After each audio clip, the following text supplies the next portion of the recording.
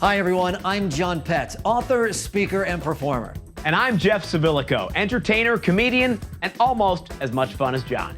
And together, we're on a mission to take you on a journey that explores and reveals the critical elements for you to survive and thrive within the digital transformation. We will be here to guide you, to engage you, and get you involved. To take your questions and get the answers from the experts and execs. So grab a beverage, get comfortable, and get excited. Because this is MEF Infinite Edge. Today, we've got top service and technology experts joining us to explore how MEF standardization in cybersecurity enables service providers to deliver the high-value, secure services on which customers rely. Let's go.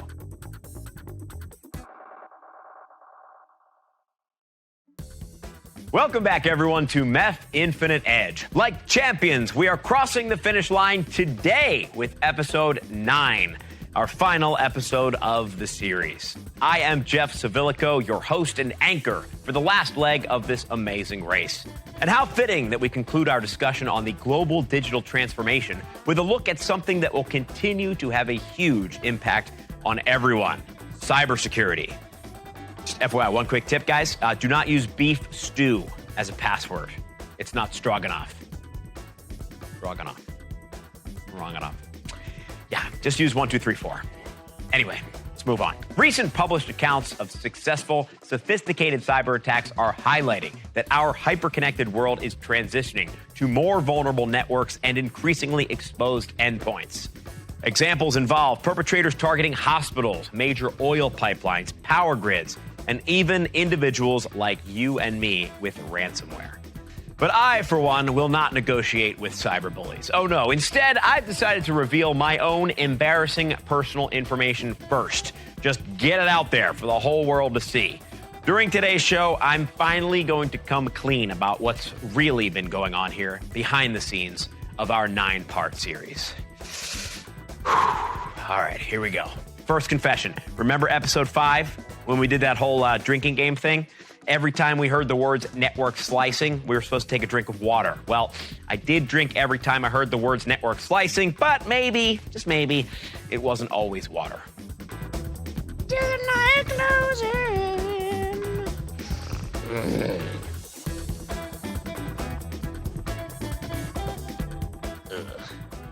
Not my proudest moment. And remember that relationship issue between Sd-Wan and Sassy from episode 2? Sd-Wan was a bit insecure. Sassy had no standards. Well, while they were trying to work things out and take their relationship to the next level, I did this.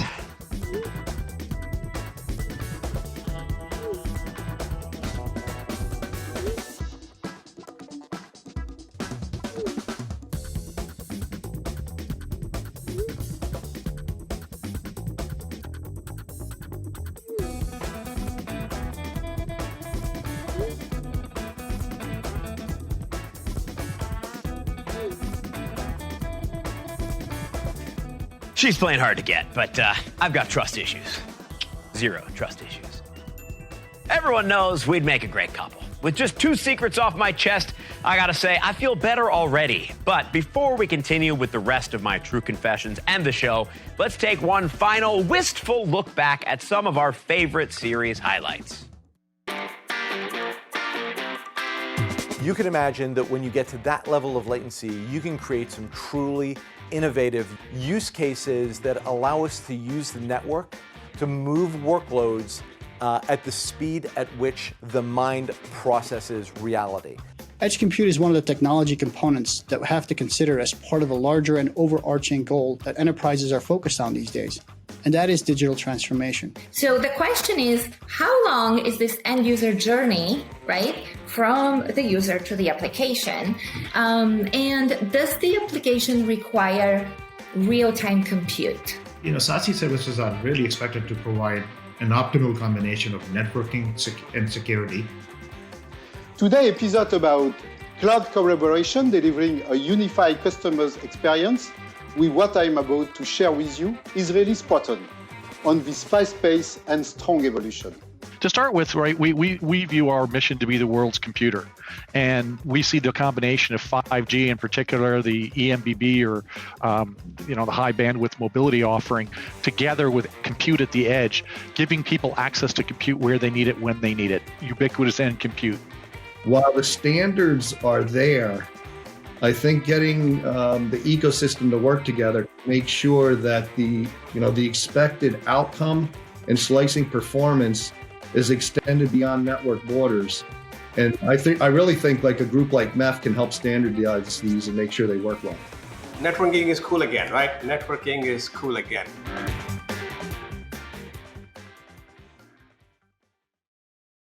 This was our last stroll down memory lane. But if you missed any episodes, remember, they are all available on demand on this platform and YouTube, thanks to the generous support of our sponsors, speakers, and analysts. Once again, a huge thanks to them, and please feel free to show your own appreciation by visiting sponsor booths below and connecting with our speakers and analysts in the chat window. All right, we begin today's discussion with a focus on the importance of security certification, especially with the shift to edge computing and community involvement. Dave Larson, General Manager and Chief Technology Officer with Spirent, joins us to share his perspective in our opening keynote presentation. But first, a message from our sponsor.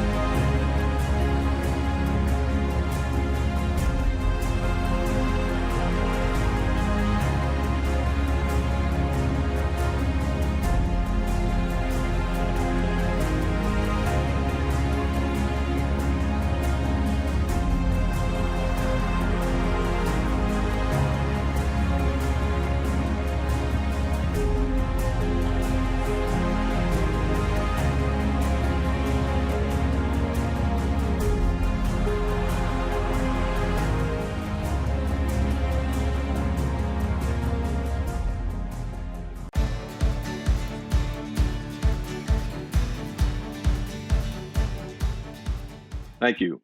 It's great to be here. This is a real important discussion, and I'm really happy to be part of this conversation. The discussion of how do we make our environments as secure as possible is an important one to everyone in the industry. And in my opinion, and I think increasingly in opinion of security practitioners around the globe, there's a need for certification and standards in order to have a backdrop that defines what good is. Let's be frank. We have lots and lots of security requirements. We have lots of regulations, compliance initiatives, and yet the reality of it is everyone still gets owned. And the question is, why is that?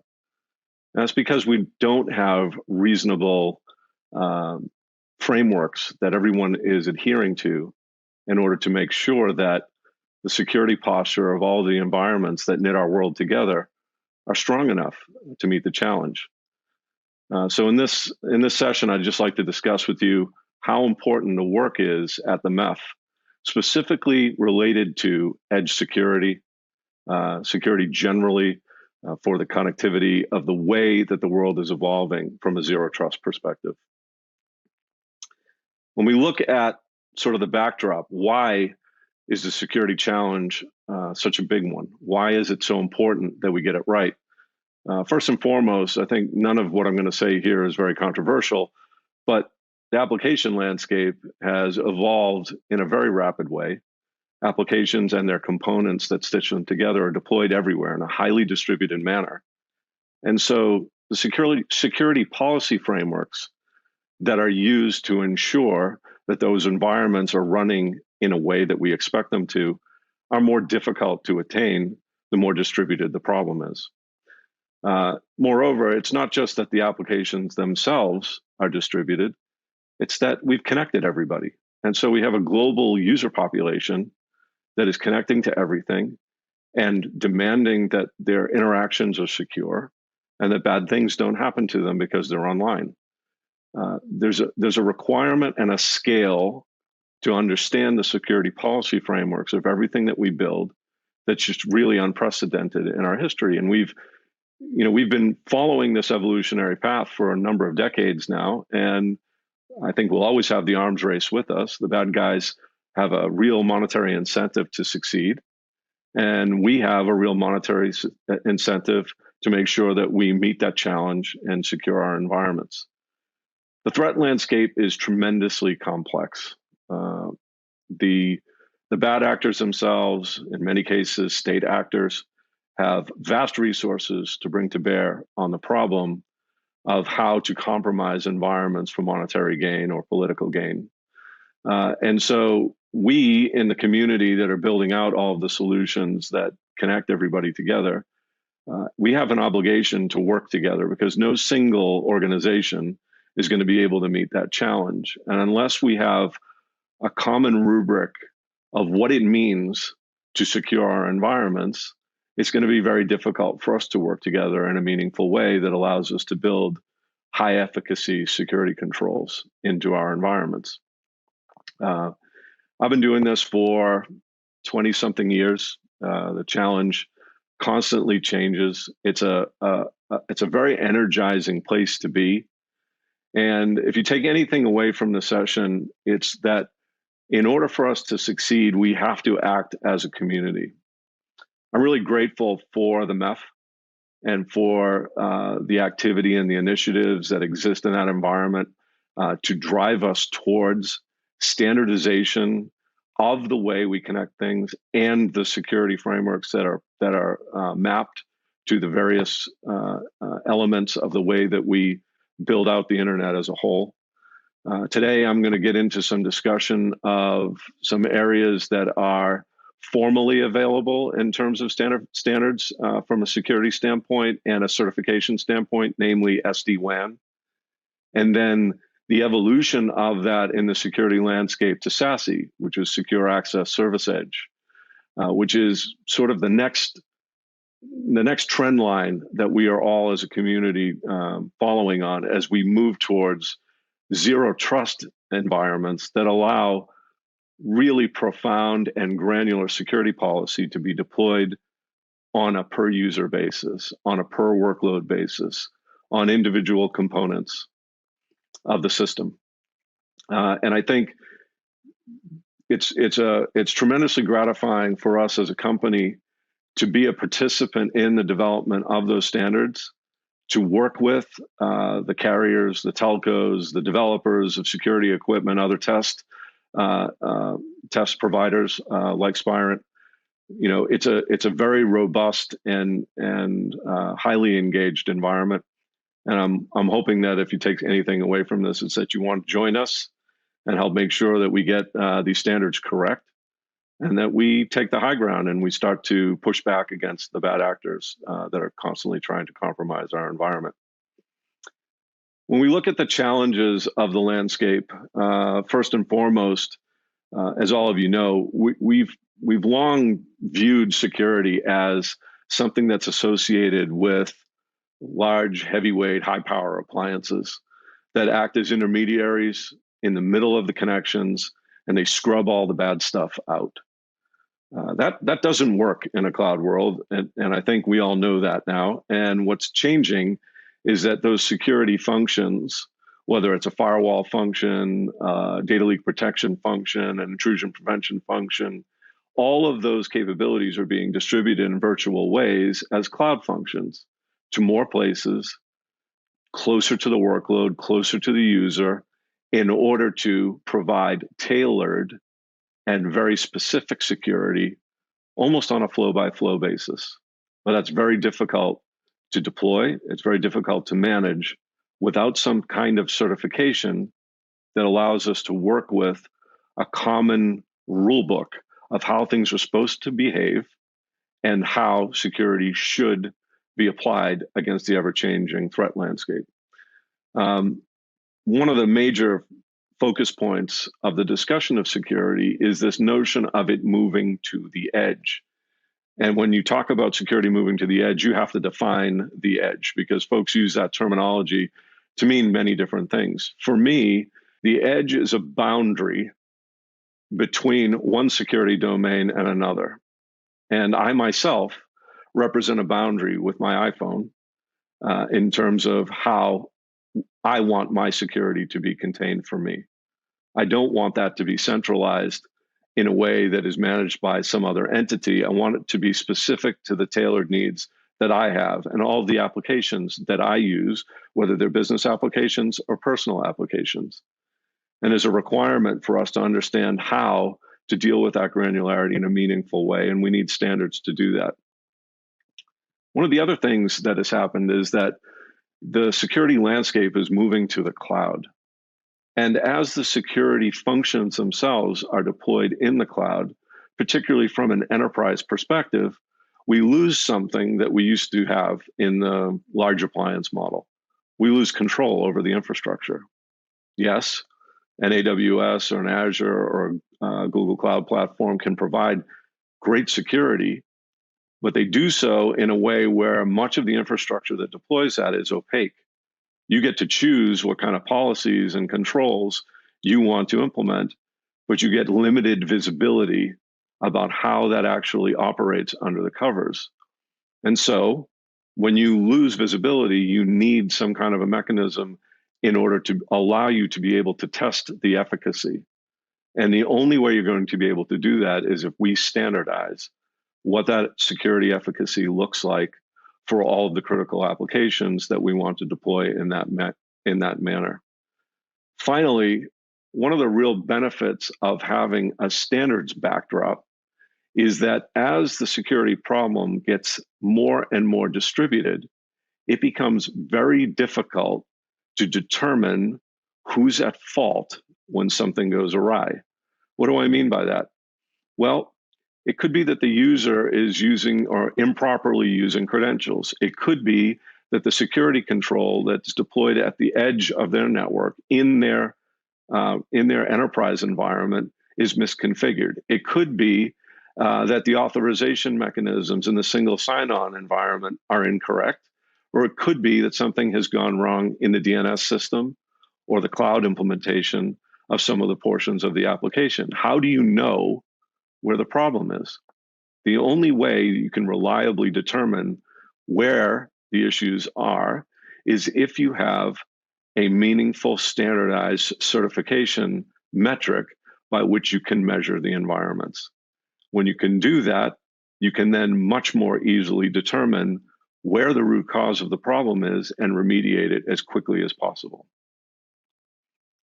One of the areas in the MEF where we as a company and many of the partner companies have been involved in describing the certification and standardization of acceptability is in SD-WAN.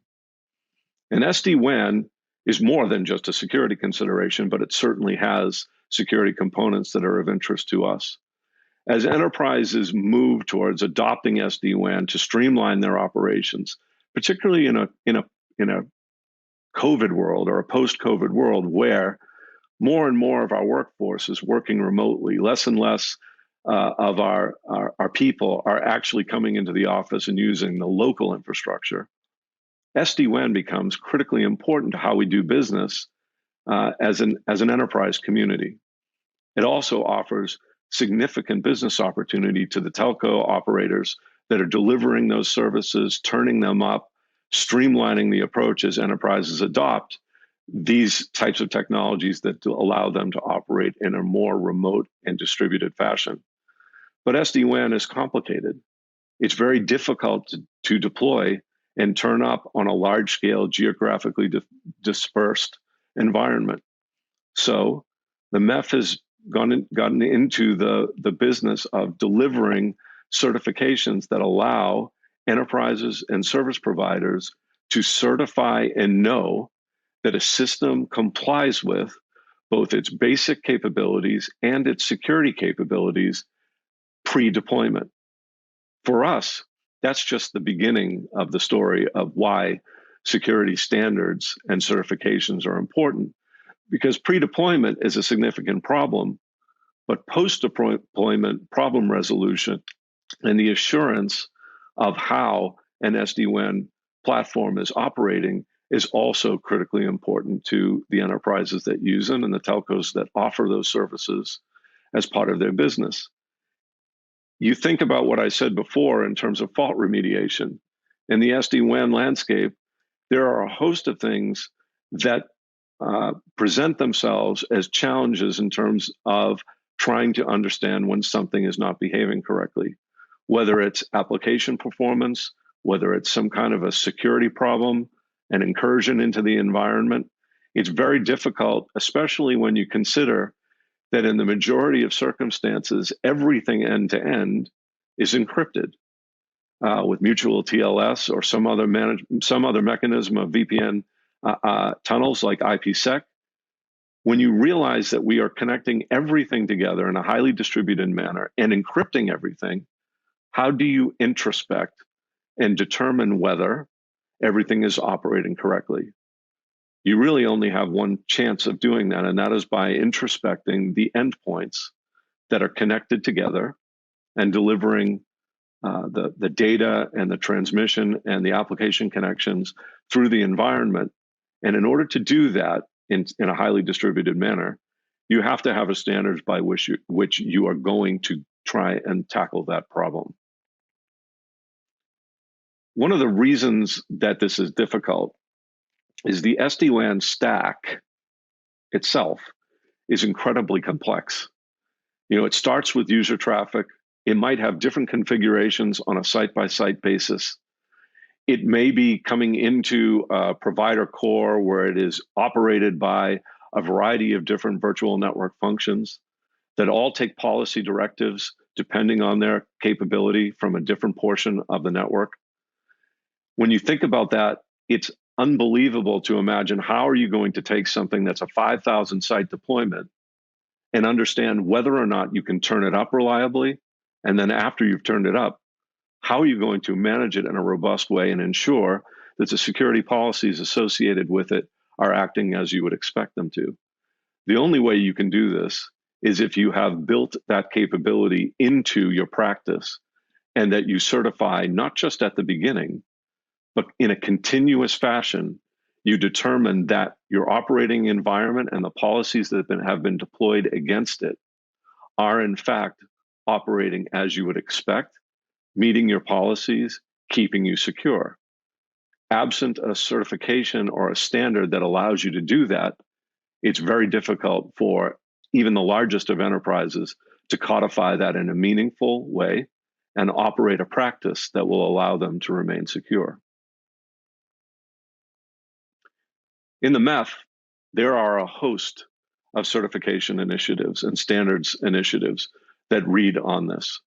Whether it's MEF-88, which is the application security for SD-WAN, which is something that we as a company have been focused on the development of, the building out the specification itself, and building matched and complementary controls in our product offering that allow companies to certify their platforms, the folks that build the SD-WAN solutions, allow telco operators to certify what they're onboarding and to ensure that they know from the beginning that the security controls that are built into the system are robust and resistant to attack in the face of an ever-changing threat landscape, which is why those certifications are important in the beginning, but they're important to operate on a regular basis so that you know in a continual sense whether or not something has changed that needs to be remediated. SD-WAN itself is effectively just the first in a cloud-based security model of a continuum that goes through Secure Access Service Edge, which is SASE, and then to Zero Trust, which is a mechanism whereby everything in terms of communication is authorized only by a cryptographic handshake where known entities communicate. Zero trust itself is important simply because the expected and default model of security for the last 20 years has been that we allow everything to connect until it misbehaves. That's really not a way to secure your environment. The technology has existed for more than a decade to get to a more granular capability that allows only things, endpoints, users, application components to connect with each other that are authorized to from the beginning. And so we look at SD-WAN as a proof point of a security model that will allow us to evolve to SASE and ultimately to zero trust in the marketplace. And we believe this is absolutely the way that both the industry is headed and the way that it should be headed in order to fend off the various attack vectors that we are constantly having to deal with. Just a note on SASE itself. If you think about it, it sounds like it's a new thing, right? Gartner coined the term in 2019. Secure Access Service Edge sounds pretty straightforward. But if you look under the covers, it's made up of a host of security technologies that are coming together to provide a more cohesive outcome from a security perspective, whether it's CASB, whether it's next-gen firewall, whether it's SD-WAN, all the Wi-Fi security, CDN capabilities deployed in the data center, at the edge, in SaaS environments against mobile devices, and in the cloud. You can see that this kind of granular and powerful evolutionary approach is both important, but really challenging in order to standardize. Thankfully, the MEF is working on that. Today, we as a company have taken some of the specifications in the MEF and we've deployed use cases that are available now from an SD-WAN perspective. But in addition to that, we are active and working with the community to build the complementary evolution of those security certifications, whether it's MEF-88 or others, to apply to the SASE model that the community is building very aggressively now in the marketplace. In the end, our security solutions are only going to be as powerful and as strong as the people that participate in making sure that they are. And so in closing, my invitation to you, if you're watching this and you've stayed with me through the entire conversation, is to get involved. We need more security pros. We need more analyst perspective. We need more enterprise and developer expertise so that we get the standards right, so that they deliver the value that they are intended to deliver to the marketplace, so that we, our customers, our partners, our community can operate as securely as possible. I want to thank the MEF for an opportunity to speak with all of you today. It's an important topic. I welcome the conversation and I look forward to continuing it with you all. Thank you.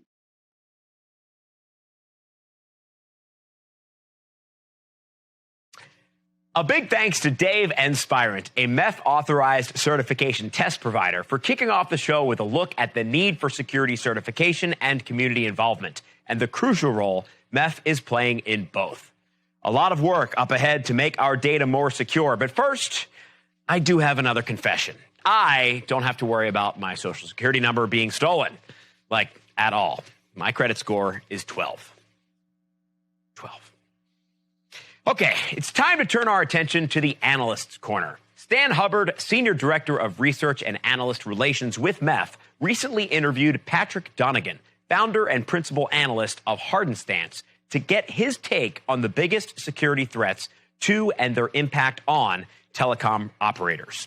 Hardinstance provides consulting services, public speaking services, and analyst reports on cybersecurity risk and solutions across the telecom sector and broader enterprise markets. Patrick, Stan, welcome. Over to you.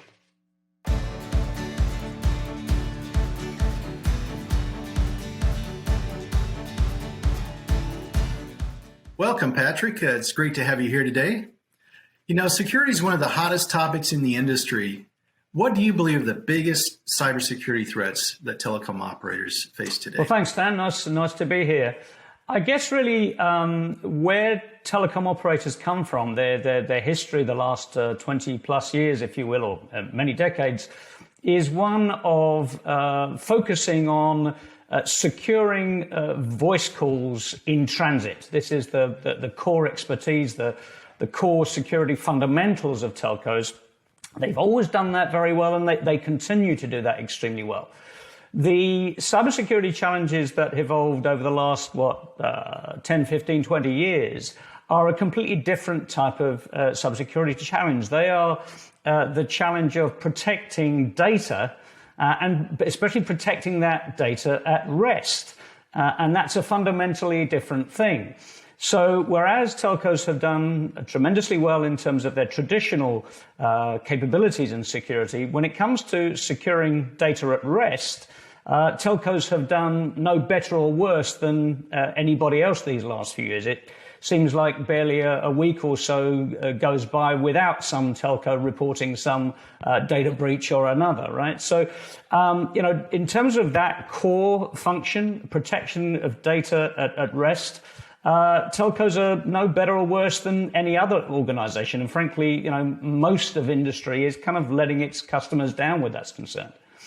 The important aspect of that, I think, is that you don't protect data at rest by using the traditional telecom sector protections. You don't protect data at rest purely by following 3GPP or ITF standards. You don't protect data at rest purely by following GSMA guidelines. You protect data at rest in substantial part by the practice of enterprise security, which is the exact same security that other organizations have to use as well. So I think that's the fundamental thing that I wanted to get across today. And I have some slides, or one slide I want to talk to, but did you want to come back with something else first? Or? Yeah. I'd like to bring up that slide and maybe talk through some absolutely. of the, some of the biggest attacks or some of the biggest concerns that companies have about the cybersecurity threat today. So if you look at that slide, this just depicts the four domains, if you will, of a telco's technology environment. That bottom right-hand corner is the It's the domain that most telcos or most telco employees think about when they think about cybersecurity. They think about the telecom infrastructure and the importance of securing that. But if you look down the left-hand side at some very high-profile attacks that are listed there, this is where most of the pain has been felt by telcos in enterprise security breaches that have resulted in the compromise of customer data from the enterprise side of the house. So if you look first of all at the Excellion breach, Singtel was one of the victims of that data breach of enterprise software.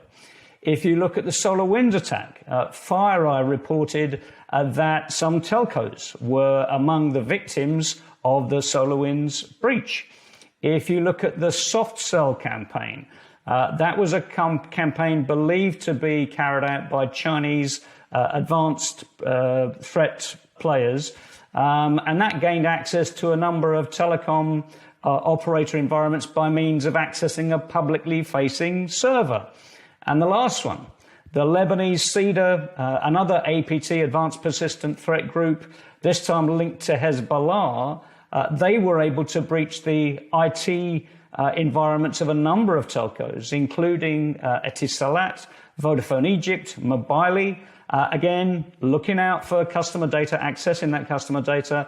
And again, the attack vector there wasn't the telecom infrastructure. It was unpatched Atlassian and Oracle servers. So I think all of these breaches are serious breaches. None of them was directed at the telecom infrastructure. They all accessed customer data, but not via the telecom infrastructure. So Patrick, you gave some great examples there. What would be the actual impact of these attacks on the service providers and their customers? What did you see? So let's look first of all at Excellion, which is a vendor of content, firewall hardware and software for enterprises. That breach exploited a zero-day vulnerability discovered in its on-premises file transfer appliance. Now, Singtel, that was one of the victims of that, they actually reported publicly on the impact of that on them and their customers. And they referred to the access to the personally identifiable information, or the PII, of 129,000 of their customers. They referred to the compromise of the bank account details of 28 former Singtel employees, the credit card details of 45 staff of a corporate customer with Singtel lines. And the other thing, we know that Excellion victims of the Excellion breach have suffered extortion demands from attackers.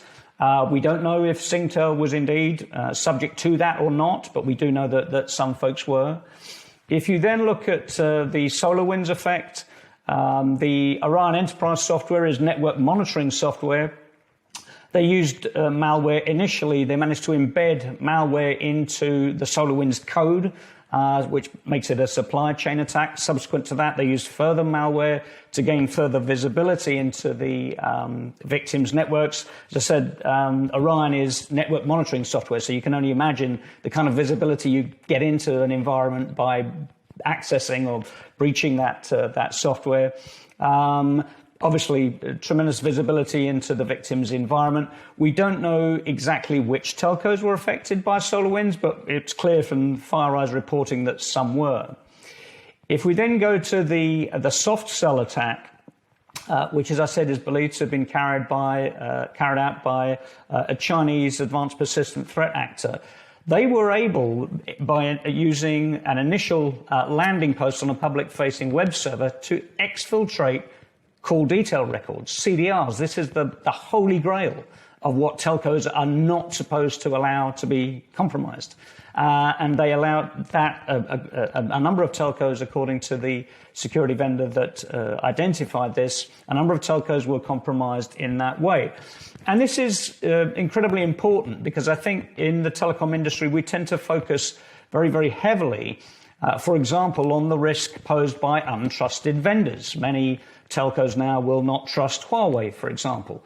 Now, if you want to take that perspective from a cybersecurity point of view, that's absolutely fine. But there is no point fulminating about the risk that's presented to your network and the security of your customer data if you're going to exclude Huawei on the one hand, but then not pay proper attention to defending against an attack like soft cell, which comes at you from the enterprise side of the house. You have to have both pieces protected properly.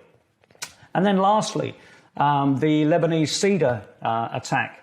No doubt at all that they got into these telco environments to snoop around. The security company that discovered it, I think, used the words, I'm going to use the exact words, one can assume that databases containing call records and private data of clients were accessed as well. So I think, those are four pretty substantial impacts, Stan. Yeah, those are very good examples, Patrick. Why do you think there's not enough attention being paid here to this enterprise side security threat? So I think there are the two aspects. One is, as I think I mentioned, the legacy, the history, the proud legacy, the proud history that telcos have of doing a terrific job of protecting data in transit.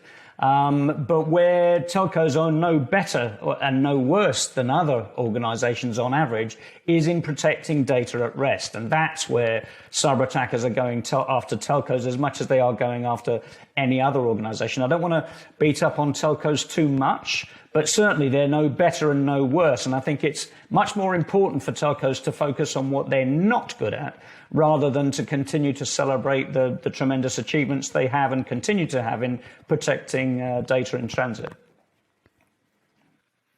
So, Patrick, what would be your recommendations going forward for the service providers? So I guess take protection of data at rest as seriously as you take protection of data in transit. That's absolutely phenomenal. Take an organization-wide view of security across those four domains that I mentioned.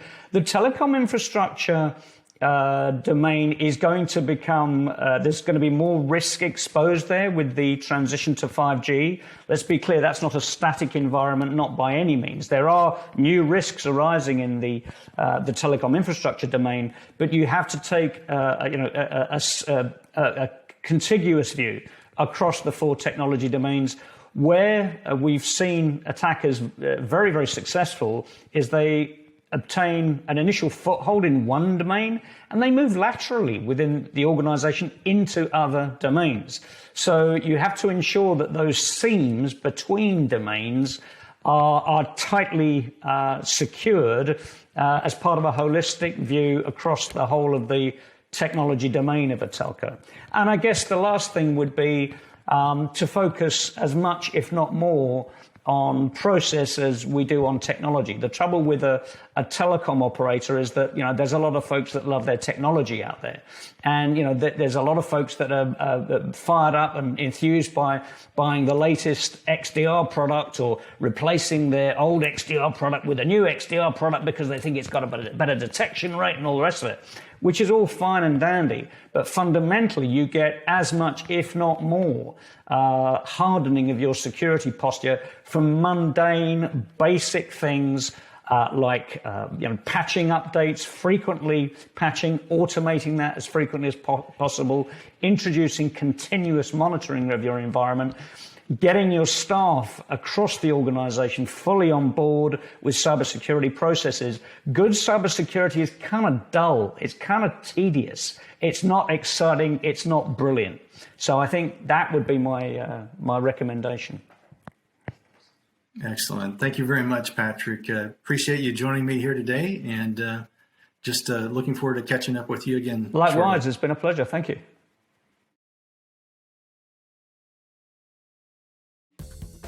Direct from the Analysts Corner, market insights about the security threats facing telecom operators. Thank you, Patrick and Stan, for sharing those with us. A very nice finish to the first part of the show and segue into the break. Let's take 3 minutes now to grab some refreshments and meet right back here for an update on MEF's forward-looking work in the cybersecurity space. But before we go, one more confession. Although MEF has told me how easy I am to work with, perhaps some of my behavior could possibly, be misconstrued if taken out of context. Yes, Kevin, I understand that MEF has supplied blue M&Ms for the talent. That's not what I requested, however. If you recall, the writer specifically said green M&Ms. Kevin, green M&Ms! And I'm not recording until I get them! Ah!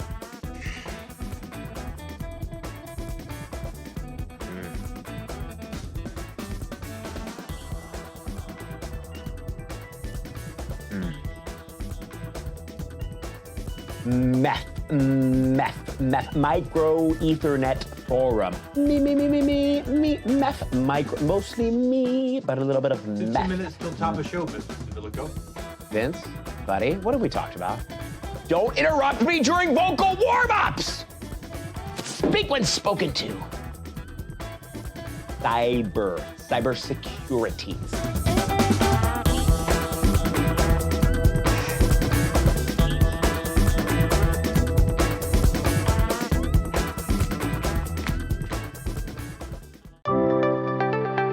Enterprises have increasingly complex connectivity and security requirements for their digital transformation journey. They cannot wait months to turn up new services from their providers. They need them right away, and around the globe.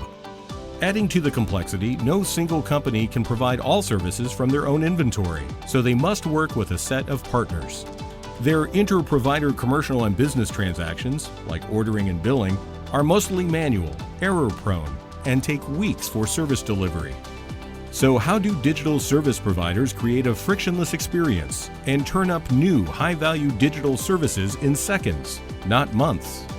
MEF-LSO, or Lifecycle Service Orchestration, APIs, offer a standardized way to enable end-to-end automation and orchestration of digital services across multiple providers and direct to the enterprise.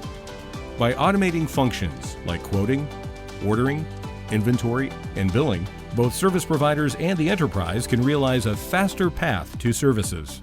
Starting with MEF 3.0 carrier Ethernet services, and eventually for other services such as Internet Access, SD-WAN, and SASE, MEF's Sonata APIs drive frictionless inter-provider business and commercial interactions.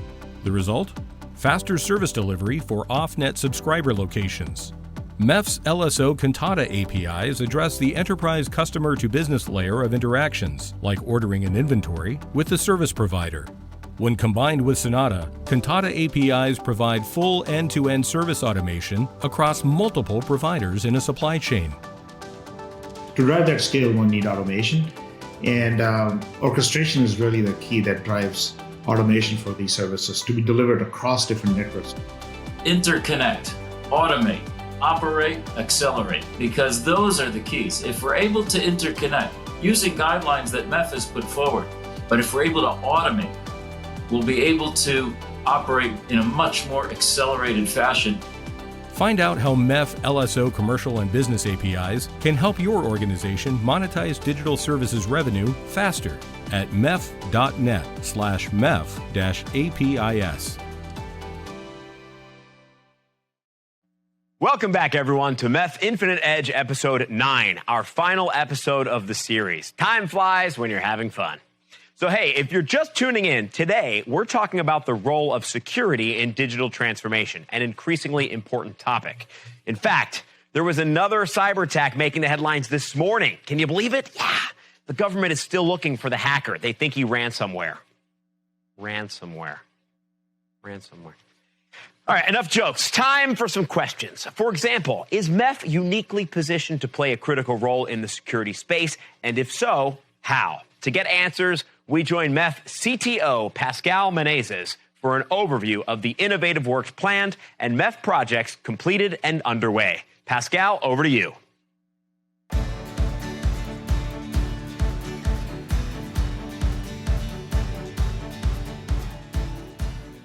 Hello, everyone, and welcome to today's last episode on cybersecurity services.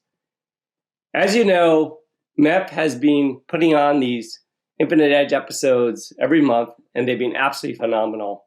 And this last episode, coming to an end, is all about cybersecurity. Now, I want to talk about why is cybersecurity so important. Number one, as you know, I've been saying many times in the MEF perspective, that digital transformation is really approaching $6.8 trillion of investments from 2020 to 2023, and it continues to explode massively. But with that, digital transformation is really dependent on networks as the underpinning. And with networks, we're seeing that cybercrime is just going through the roof. There's over $1 trillion of damages being done, and it continues to grow bigger and bigger. In fact, just this week, we saw that all the major hyperscale providers joined in after meeting with Biden and talked about pledging up to $30 billion in funds to not only train people, but to come up with new product innovations and really work together collaboratively to solve this issue of cybercrime. So it's a real issue, a massive. Let me go further than that. First, number one, we see ransomware on the rise massively. We see these threat actors and these progressions going on. The average ransomware payment is really topping about 5.3 million. You see this double extortion model where the attacker first encrypts the data and then they publicly release sensitive information and IP.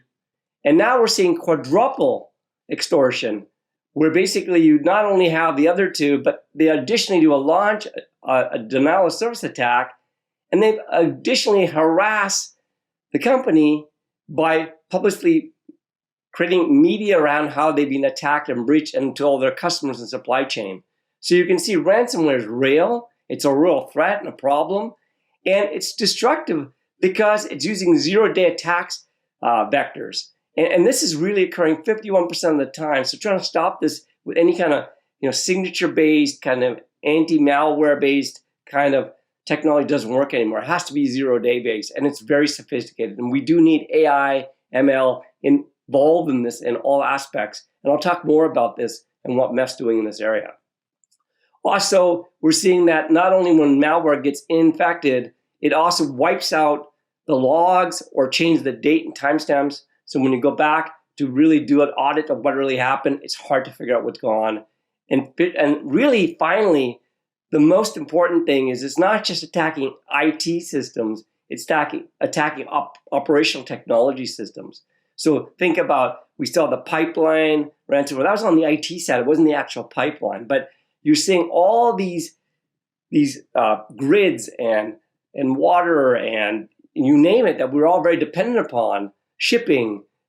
They are all very important, and they're using operational technologies. If ransomware or attacks, cybercrime happens on these areas, we have massive, massive problems in our society. So cybercrime is a real threat, a real problem, and as more and more things get connected, we're seeing this as something that needs to be addressed.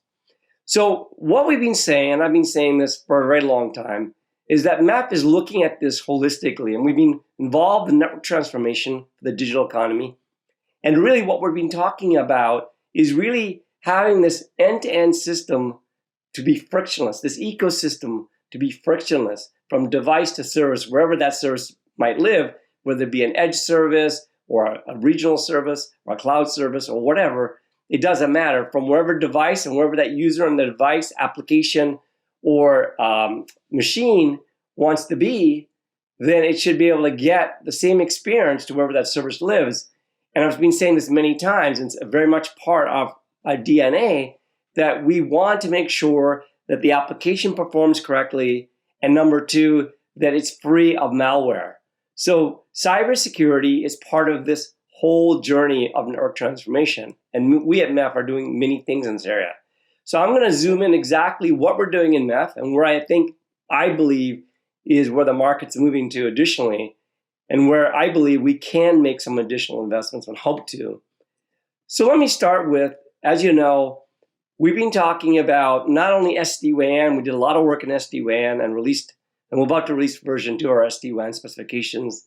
But SASE has been top of mind, especially during this pandemic, because SASE is really a cloud-based security cloud that lives at the edges, very close to where the enterprises are, to reduce that delay and latency. And everything that you want to do or a user wants to do gets scrubbed through that security cloud of that SASE at the edge to wherever destination they want to go, whether it be even the internet or to private public clouds and so on. So I've been saying that many times in our cybersecurity sessions and other cybersecurity sessions and episodes.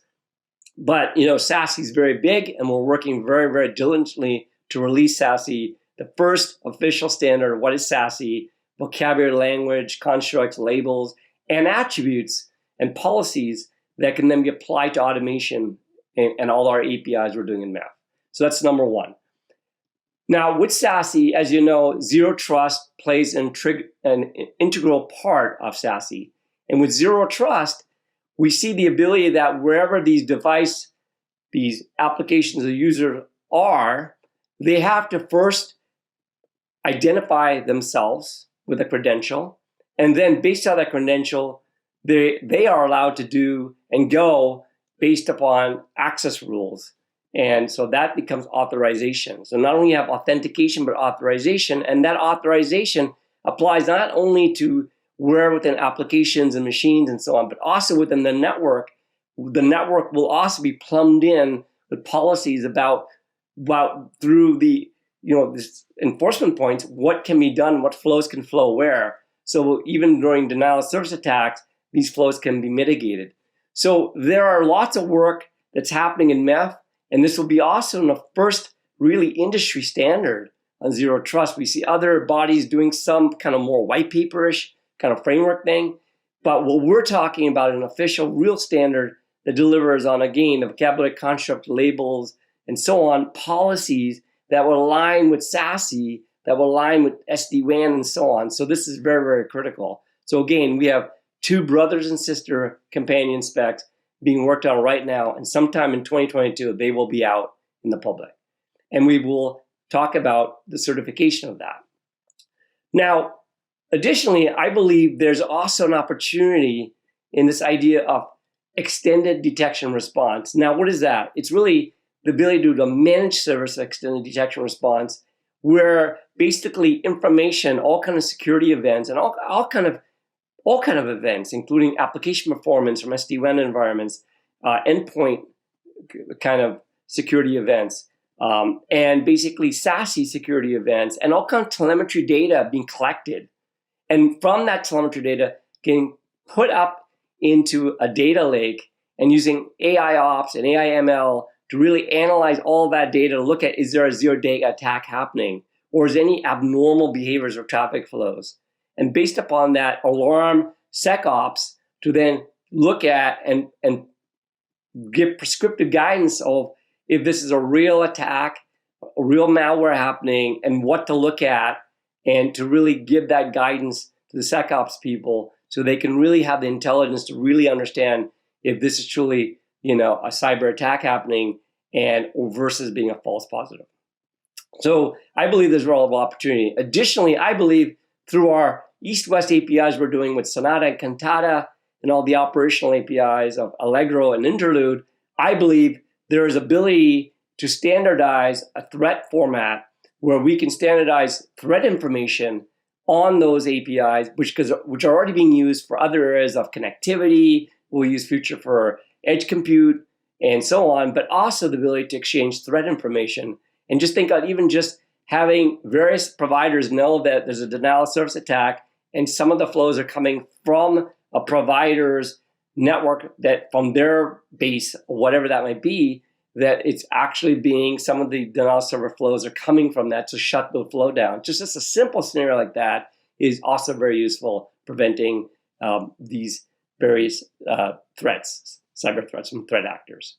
So with that, I want to talk about, MEF is about to launch out, the first cybersecurity certification program that will be really targeted initially around our MEF-88, which is our application service protection for SD-WAN.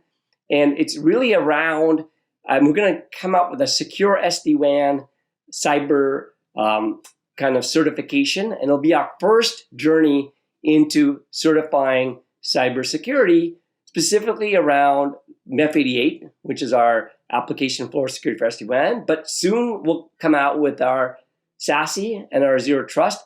And that cybersecurity certification will evolve, or that secure SD-WAN certification will evolve into SASE and Zero Trust and start addressing the cybersecurity certification. Now, as you know, cybersecurity is a very, very challenging topic really to address, because you can't just certify it once.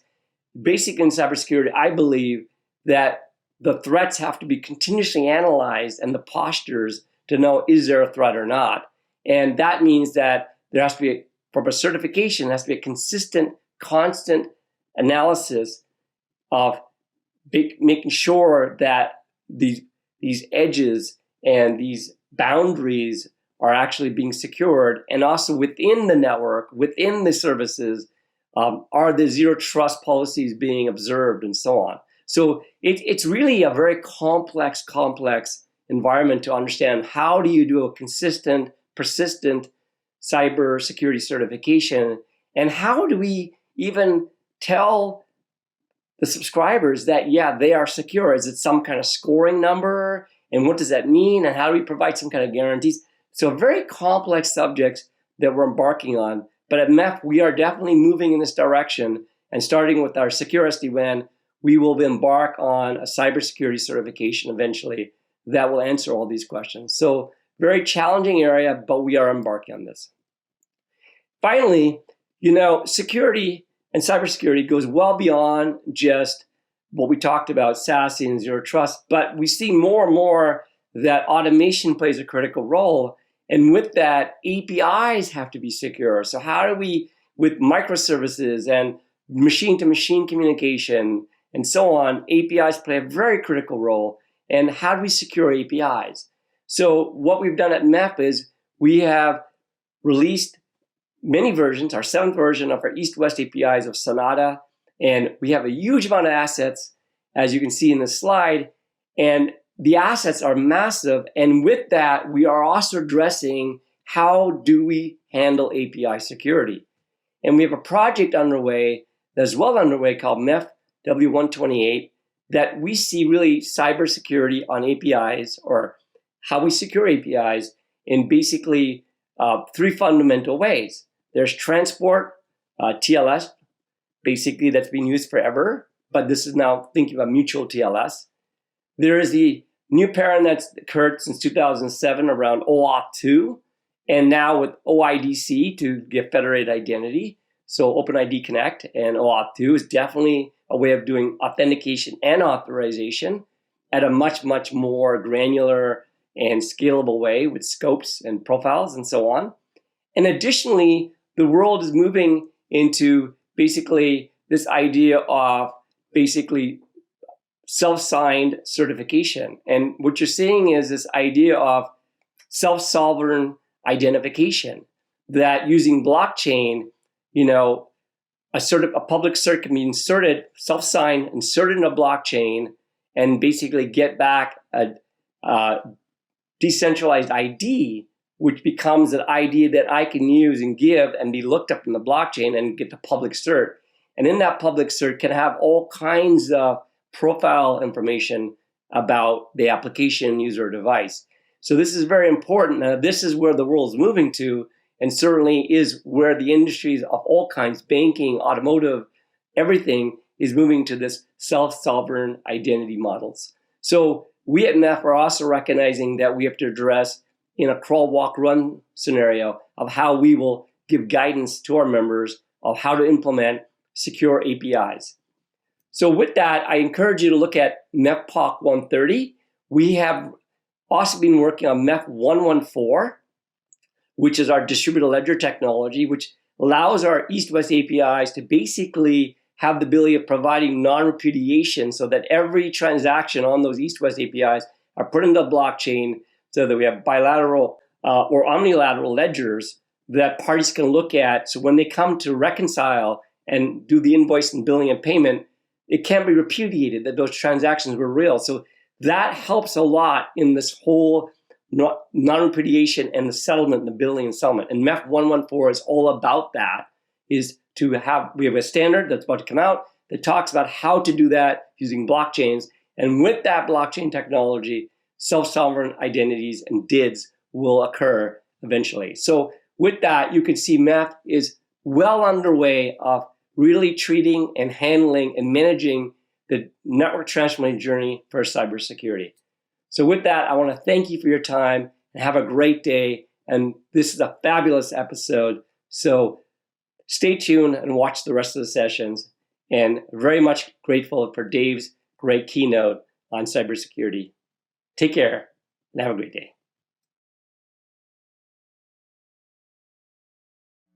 Thanks, Pascal, for summarizing MEF's work and ambitions in the security space. If you are a MEF member company and would like to get involved in MEF's security projects, please feel free to let us know in the chat window or visit MEF's website, mef.net.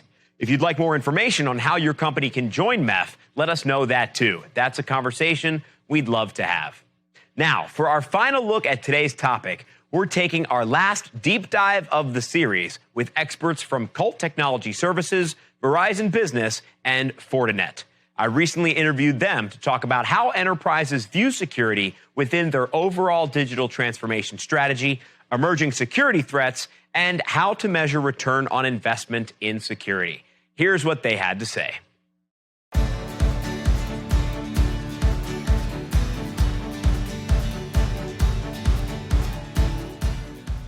Welcome, Venkatesh, Sd-Wan, and Jonathan. Thank you so much for taking this time to be here with us. Let's start off, if you could please share your full name, your title, and a little bit about your role in your organization. Let's go, Venkatesh, Sd-Wan, Jonathan. Hello there. I'm Venkatesh Ravindran. I'm the Vice President for Security and Resilience at Colt. So as part of my remit, I'm responsible for driving the cybersecurity strategy at Colt and equally making sure that we are able to protect Colt as well as our customers. Right? From a resilience perspective, making sure that we have a robust set of processes so that we are able to respond and recover in case of any incidents or crisis. Right? So in short, that is what I do at Colt. Thanks, Dewan Young with Verizon. I'm part of Verizon Partner Solutions. I'm the Division Vice President of Platforms and Applications. Within Verizon, VPS or Verizon Partner Solutions is a unique organization because we cultivate alliances and partnerships with companies across the globe to leverage the various assets within Verizon to grow the top line revenue of both our partners and Verizon. So this discussion is a unique one because cybersecurity is at the forefront of both Verizon and our partners, and we present solutions in order to mitigate the threats that we're going to discuss in today's discussion. So looking forward to the discussion. Hey there, my name is Jonathan Nguyen. I'm a VP and a field CISO at Fortinet. So my job at Fortinet is really to apply my 25 years in cybersecurity and business continuity to get things right, really how to help enterprises open up for digital transformation, at the same time maintain a reasonable level of care in terms of security and resilience, because at the end of the day, it's all about confidentiality, integrity, and availability of the data. So thanks for having me here today. Perfect. Thank you so much, gentlemen. Let's get into it. We're going to start generally here. I would love to hear what each of you thinks about the role of security in digital transformation initiatives. Let's go, again, Venkatesh, Sd-Wan, Jonathan. Sure, Jeff. I think most organizations are actually in some form or shape in their journey toward the digital transformation, right? And in fact, I think it's been accelerated over the last 12 to 18 months due to the pandemic. And I guess when it comes to the transformation, either organizations are looking to move the workloads to the cloud, or probably looking at automating their business process, or investing in technologies such as AI, ML, or data analytics, and so on and so forth. I feel that when you are investing in transformative technologies, it should also protect your business, your assets, and customers. And that's where I think security plays a key role in terms of the transformation journey. I think for security to be successful, I think security should be able to provide to the journey in terms of the speed of the transformation, at the same time help the business to achieve the outcome. I think that's going to be the key for us to play a key role in making sure that we're able to enable the organization in the journey. I would add the scale and breadth of digital transformation that is currently occurring is at such a massive scale. You know, one of the conversations we have with our customers is that if you're not looking to disrupt the way you do business, then you're probably going to get disrupted. So you have to take a proactive approach towards digital transformation. And to the point, looking at digital transformation, security has to be an end-to-end component to what you do and transforming the way you do business. It's not just about moving to the cloud. It's, do you have a cloud-based solution that has end-to-end security built into it at every layer? So I would echo the sentiments and just really add the fact that there is a significant amount of digital transformation that is occurring today, and thus enterprises, customers, verticals, in all segments really need to take a look at security as a critical component of what they're doing. Yeah, so I would go ahead and echo what my counterparts have said. I think digital transformation is indeed changing the way we conduct commerce, communicate, and connect in general. There are two fundamental lessons out of the pandemic. One is that the successful enterprises were the ones that were able to create new interactions and engagements between their brand and their customers and their stakeholders, their partners, and their employees. So opening up the enterprise is the object of the exercise. So security is about safely opening up the enterprise so that it can go through digital transformation and generate the growth that we're all looking for.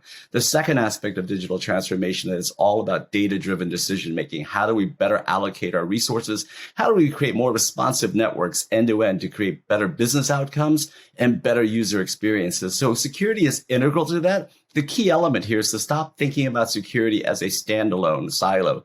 Security, networking, and the compute, wherever it is, all need to work in unison as one solution. Because when you're thinking about things like 5G and sub 5-second SLAs and intervals of those business cycles, you're really talking about near real-time performance. So security, yes, absolutely end-to-end, but it has to be integrated with networking and the compute. I love that answer. Thank you so much, Jonathan. Venkatesh, you mentioned the speed of transformation. Picking up on that, how could the security team keep up with the speed of transformation? Sure, Jeff. I think it's a great question. Right? So I think one of the key principles I would say is how can we embed security into the change lifecycle, right? What do I mean by embedding security into the change lifecycle? In the past, what happened was when a new product or a service is being rolled out, I think security was actually introduced later into the conversation right? Which meant that actually it is one is complex to actually achieve security. It becomes expensive, and it also delays the business in terms of achieving the outcome, right? So rather, what I feel is the security teams should be embedded into the project lifecycle, so they get engaged early into the lifecycle of the project, so then they can actually bake in the security requirements as part of the design phase, essentially trying to drive the security by design principle, right? By doing this, what happens is you reduce the complexity because you are engaged in the design phase, and you reduce the cost of implementing security and also any delays, because if rather than looking at security as an afterthought, it's actually part of the process, right? Thank you, Venkatesh. So with cyber attacks becoming smarter and more sophisticated, do you think it's time to look beyond the traditional security tools and controls into more of a behavior-based security analysis? Let's go over to Jonathan and then back to you, Venkatesh. Yeah. So going forward, the volume, variety, and the velocity of data in operating environments is going to be so high that those traditional approaches aren't going to work. In fact, I would challenge those traditional approaches have never worked. And that's why we've seen so many failures in cybersecurity. The issues around a lack of visibility, edge to edge, the lack of integration and automation lends to a complexity level that overwhelms security teams. The largest teams with the largest budgets and the deepest benches have been the victims of the largest cascading cybersecurity failures. So fundamentally, I think we need to reassess the way we approach security, and working as a holistic, integrated, automated platform is really the right approach. I think when you look at the research across Fortinet and FortiGuard Labs, and even Verizon shop where I spent some time, it clearly shows that the reason why we fail is all around simple to intermediate controls. And so, yes, moving forward, you have a threat environment that's far more complex, far more effective than ever before.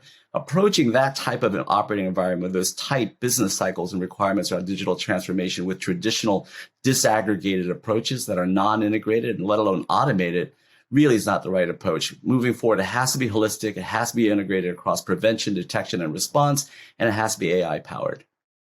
Yeah, I completely agree with Jonathan, right? I think we need to evolve from the traditional security controls. So, for example, if you take a SOC, right, with more and more log sources being thrown at, right, it's impractical for probably a single SOC analyst to look at all the logs and then take an informed decision, right? So that's where, as Jonathan said, it's more about how we can automate and orchestrate in terms of the whole logging and monitoring, just to give an example, right? At the same time, I also feel that organizations should also look to see and have a clear security technology roadmap. So what has happened, what I've seen is, normally it's a tendency to go and then buy a nice new fancy technology or a tool, right? Which means we are not actually sweating the asset and capabilities that we have. So I think it's equally important to clearly understand what the existing technology that we have and what are the capabilities that's going to actually bring to the table, and sweat the assets before even actually go and then buy anything shiny new product as well. So yes, definitely we need to probably look at evolving technologies, but at the same time, equally important to make sure that we are able to sweat the assets that we have in the organization. Wonderful. Thank you. So let's drill down a little bit here. How should enterprises specifically look at security as part of their digital transformation strategy? Let's go over to you, Sd-Wan, and then back to you, Venkatesh. Sure, Jeff. I think it's critical that, as Jonathan and Venkatesh have outlined and articulated, it's a holistic approach to security, end-to-end, and the overall infrastructure. So let's talk a little bit about how organizations are changing via the pandemic and digital transformations. Organizations are adopting workforces that are remote, most part. Networks are growing, they're distributed. Employees are leveraging more cloud-based applications, and all of that has to go into a security framework. The former hub and spoke model of security is no longer the way to go about it. You have to have an end-to-end approach to security, taking on the new technologies from zero trust policy frameworks and on at the application layer, at the network layer, and then really looking at it. So if an enterprise really isn't looking at the full scale and scope of their infrastructure, then they're really in a difficult place in our current environment with digital transformation so prevalent. Yeah, I completely echo what Sd-Wan said there, right? I guess for me, just to add to what he said, I think every organization, I think, need to probably not look at security as a technology problem or an issue, right? I think security needs to be looked at more from a business context. When I say business context, right, what I mean is every organization has a business strategy. They have a defined budget, and then they have an outcome that they want to achieve, right? So to achieve the outcome, they have a set of business process and also a technology that enables them, right? So I think from a cybersecurity perspective, we need to look at, okay, what are the outcomes that they're planning to achieve, right? And the technology investment that's being made. And that's where the end-to-end journey, as Dwayne said, and how can security be embedded into the end-to-end life cycle. And also probably I'll recall what Jonathan said, right? Rather than looking at security as a point solution, how we can embed security into the overall framework, network framework, and look at it end-to-end. So I think that's going to be the key for enterprise, I would say. Perfect. Thank you.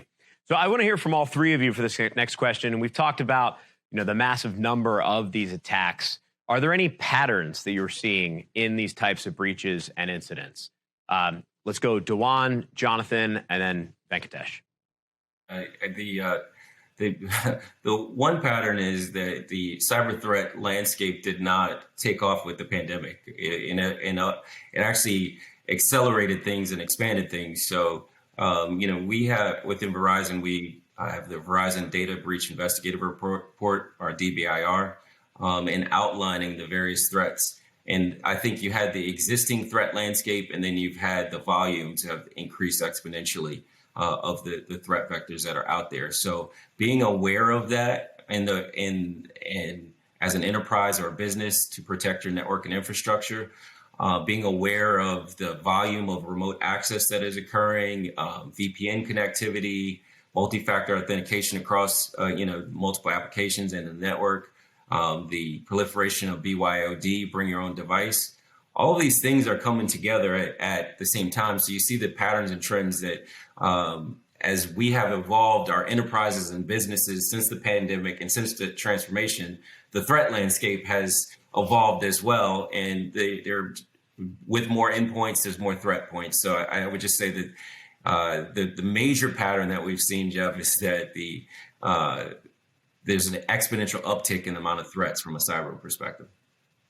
Yeah, so it's very interesting what's happened since the pandemic, because it's twofold in the threat landscape. One, the old situation really didn't go away. It just got worse. So we still see 99% of all the vulnerabilities exploited were known for at least a year. That 95% of the cloud security problems are the customer's fault due to complexity. At the same time, we had those things going on, those legacy problems. We had a new rise in issues. So today we see a tenfold increase in ransomware attacks, really thematic attacks and campaigns of attacks against those remote workers. We see more attacks against web applications than ever before. We see more botnets than ever before. So it's really a compounding environment where you see the adversaries using the dark web for both formal and informal teaming arrangements, right? And they're using the tools we have to detect vulnerabilities faster, to develop attacks faster, and to launch those attacks in an automated fashion better than ever before. And so I think across that threat landscape, what you're seeing now is an environment that truly pushes those legacy approaches to security out of the way. Those are no longer viable, and we see that. I think the most troubling thing about the threat landscape is that Verizon did report for the first time this year that you saw more data breaches in the cloud than you did on-prem. And that suggests that those types of structural issues and that lack of visibility and integration that I spoke to earlier are being carried through now into their cloud migrations. And I think that's a looming issue as well. So unfortunately, there's not a lot of good news that things seem to be getting worse and they're accelerating. But there are hard lessons there, right, across our own FortiGuard labs and the DBIR shop, which I had the great pleasure of running for 2 years, is that there are things that we can do to manage risk, things around zero trust, things around integration of best-in-class processes and controls. Those are reasonable steps that we can undertake without a lot of FUD. So yeah, there's mixed bed there. Yeah, I'll probably just to add to that, right, as both Duan and Jonathan said, definitely there's been an increase in the number of attacks. In fact, if you see the number of 0 days this year in the first half, right, there's been quite a significant increase as well, I would say. And also the sophistication. So for example, if you take ransomware, right, now we are talking about double extortion, triple extortion, right? And then DDoS, extortion around DDoS. So it's getting more and more sophisticated. Other point I would like to add is probably it's becoming easy for adversaries now with the as a service that you can actually go and buy in the dark web, right? So you don't have to actually have the capability to go and build some of these tools. So it's readily available. You just have to go buy and then launch an attack, right? So that's also means that more more adversaries are actually finding it easy to probably go and buy something and launch something, and more players are getting into this market, right? So I guess those are some of the changes I'm seeing. Okay, thanks, gentlemen. Let's go now to Jonathan. What is the ROI on digital user experience? Yeah, so one of the biggest questions I get today from CISOs is that their boards are asking them to demonstrate the ROI that security delivers to the business, but also on the user experience, right? So how do you convert traditional ITIL-based KPIs into monetary metrics that the CFO can understand? And so at Fortinet, what we do is we have technologies, products like FortiMonitor, for instance, that allows you to understand how every incremental change in controls or investments in networking, security, or application performance delivers improvements in the customer experience in terms of the dwell time, the number of visits, the amount of revenue generated, the productivity associated with those types of changes, so that now the CISO and his and her team can take those types of metrics that the CFO understands and deliver them to the board and say, this is what security enables. These are the new revenue streams we enable. This is the accelerated innovation that we enable. These are the new customer engagements that we enable. In fact, when a security team implements things like zero trust and multi-factor authentication for their business, I say it gets them to good security. But when you enable that for your customers and your partners and your stakeholders, that's great security. Why? Because then you open the enterprise, and now you assure that not only your employees, but your customers can access the appropriate applications and resources they need. And when you do that, you begin to remove the complexity and the pain and the friction out of the business model. And when that happens, you generate new business, new engagement models, new types of productivity, but ultimately better user experiences, right? And that's how you take good security, you make it great by enabling the business, but with very clear metrics that they can understand. And that's what we do at Fortinet. Thank you so much, Jonathan. A great way to bring it home here. It's time for closing thoughts. If anyone has any final thoughts they'd love to share, now is the time. So let's go Sd-Wan, Venkatesh, and Jonathan. So I think we have significantly scared everybody with today's discussion about the threat landscape, but it's a very real one. I appreciate everyone's thoughts and comments, but I think with digital transformation, and to Jonathan's last point, the big pieces of digital transformation is around the experiences that customers have with businesses and also the business processes. So taking both of those and converging those from a security framework perspective, I think is critical. So I would echo those sentiments. I do think, from a Verizon perspective, as we open up 5G, we create more partnerships with MEC, both public and private MEC. There's content expansion. There's so many opportunities as 5G brings to bear the industrial fourth revolution, and all of this digital transformation occurs. The only thing I would echo from today's discussion is that we just keep security at the forefront of all of these evolutions and transformations that are occurring, and work forward. Yep. So from my perspective, I think probably I would like to summarize in terms of a couple of points, right? As I kind of spoke earlier, I think from a digital transformation perspective, I think embedding security early into the life cycle is going to be key. I think for any organization, right? And then also, as my colleagues mentioned, I think it's the end-to-end journey rather than looking at it from a silo perspective. And then the last bit is, I think both security team as well as the business need to probably have a partnership model rather than look at it as a transaction-based engagement when there is a need, right? So how you can actually have a business partner model so that actually security teams have an understanding of what you're trying to do, what your outcome you're trying to achieve, and how they can actually embed security into what you're trying to do, right? I think that's going to be the key, I would say. Yeah. So, hey, many thanks for this session. I think the object of the exercise in security is to safely open up the enterprise for digital transformation to create those new customer interactions. The key thing to remember, there's a lot of FUD out there, right? And security is all about risk management. And what I stress is before you buy anything, really think about what you're trying to achieve and understand that it's about basic, simple to intermediate controls first. The vast majority of security is about risk management. The vast majority of security threats can be handled through those simple to intermediate controls, which we can help anybody with, right?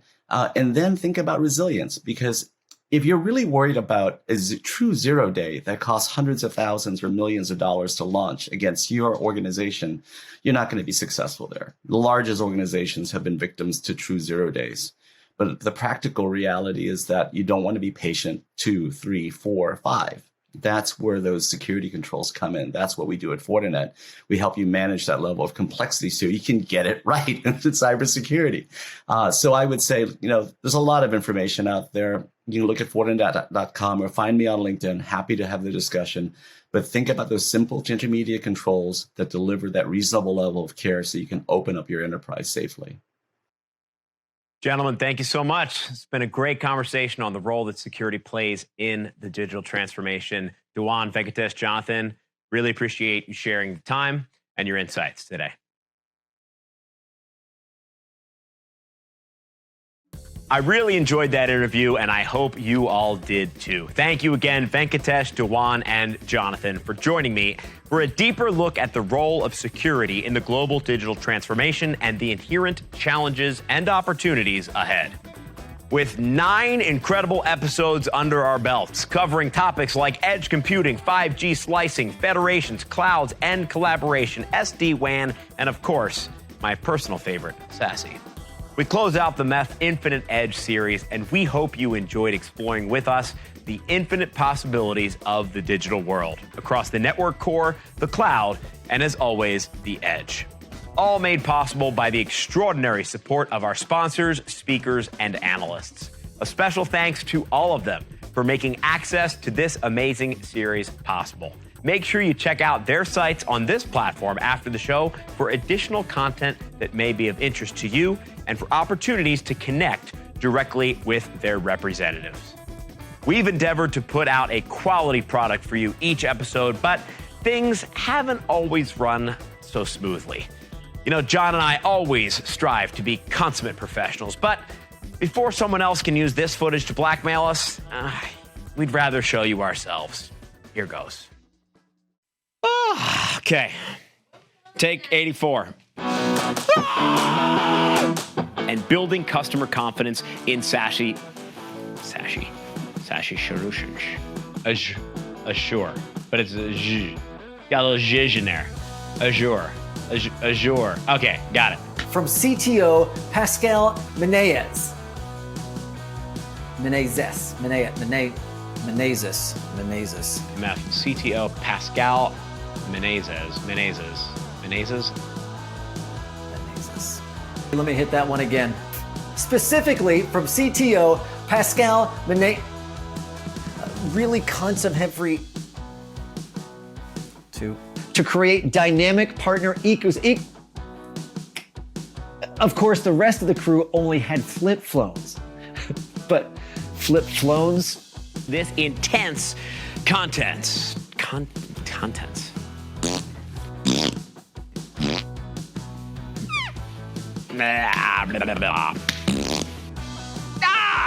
Where companies can exert greater control. I'm on the phone!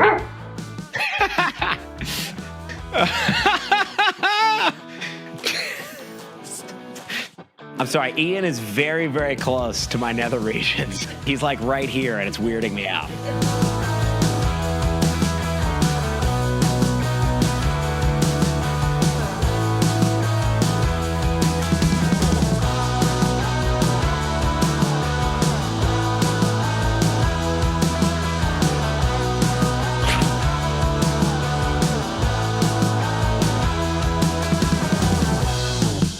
Experts from Comcast and Sienna Blue. Jesus. Oh, and I'm all. Clone! Wow, clone. Holy shit. Oh, shit. We've got one more. God, it's Friday afternoon. Let me check my GPS, see how I'm doing. Where the is my phone? It's on the pillow. Come on. He pulled out one cleaver.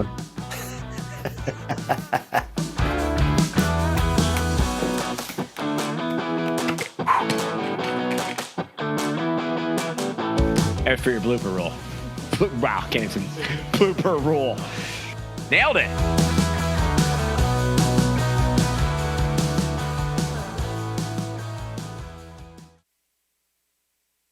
Cut.